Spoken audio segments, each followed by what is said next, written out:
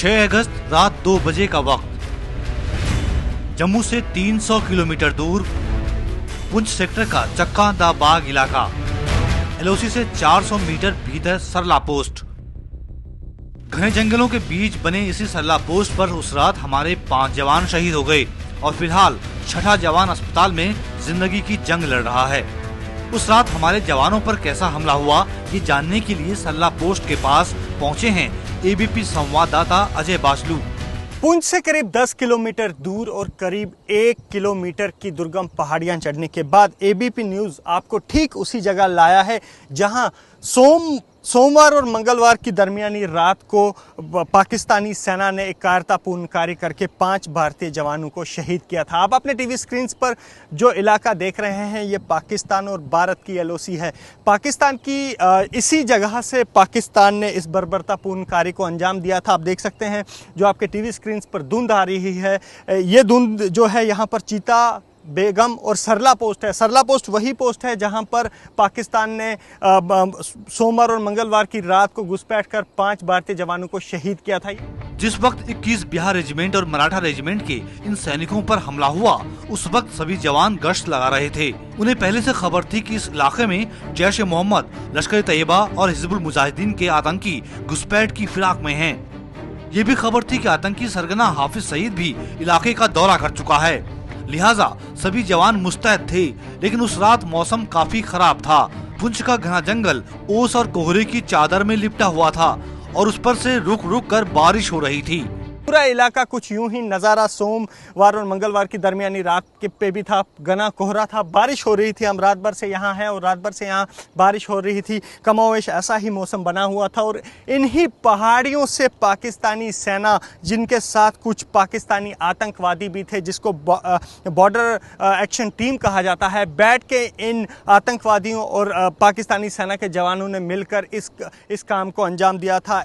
जिस सरला पोस्ट पर भारतीय सैनिकों पर हमला हुआ है, उस पोस्ट की हालत तो और भी खराब थी। घने जंगलों के बीच बने सरला पोस्ट पर इस कदर अंधेरा छाया हुआ था कि 2 कदम आगे क्या है ये जानना मुश्किल था। आप देख सकते हैं बिल्कुल आपके टीवी स्क्रीन पर है, यही वो जगह है जहां पर पाकिस्तान ने इस बर्बरतापूर्ण काम को अंजाम दिया है। फिलहाल इस पूरे इलाके में चौकसी बरती जा रही है। भारतीय जवानों पर जिस वक्त पाकिस्तान ने हमला किया, उस वक्त आमतौर पर आसपास के गांव के लोग सोए रहते हैं, लेकिन रमजान के पाक महीने की वजह से कई लोग जगे हुए थे। आज रात को हमारा एक बड़ा इम्पोर्टेंट दिन था, क्योंकि 27वीं रात जो है रमज़ान की बड़ी एक अहमियत है इसकी। तो हमारे ये सारी मस्जिदों में लोग इबादत करते रहे और जागते रहे। तो बहरहाल मैं भी बात मस्जिद में तो नहीं जा पाया और अपने मकान की छत पर रात के 2:30-3 बजे तक रहा हूँ। तो हम बॉर्डर के लोगों को क्या हम बताएं, हमेशा भी जब भी 1-2 फैर होते हैं तो हमारा सांस निकल जाता है कि आई वही तबाही पहली।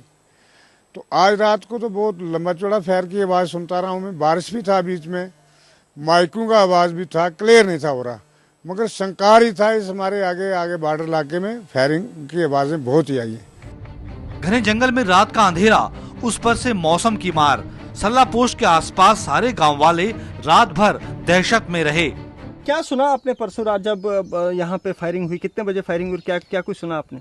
3-4 बजे फायर हुआ। तो कुछ पता लगा उसके बाद कितनी देर फायर हुआ था? 5-10 मिनट हुआ फायर। उसके बाद फिर हम सो गए, कुछ मालूम नहीं हुआ।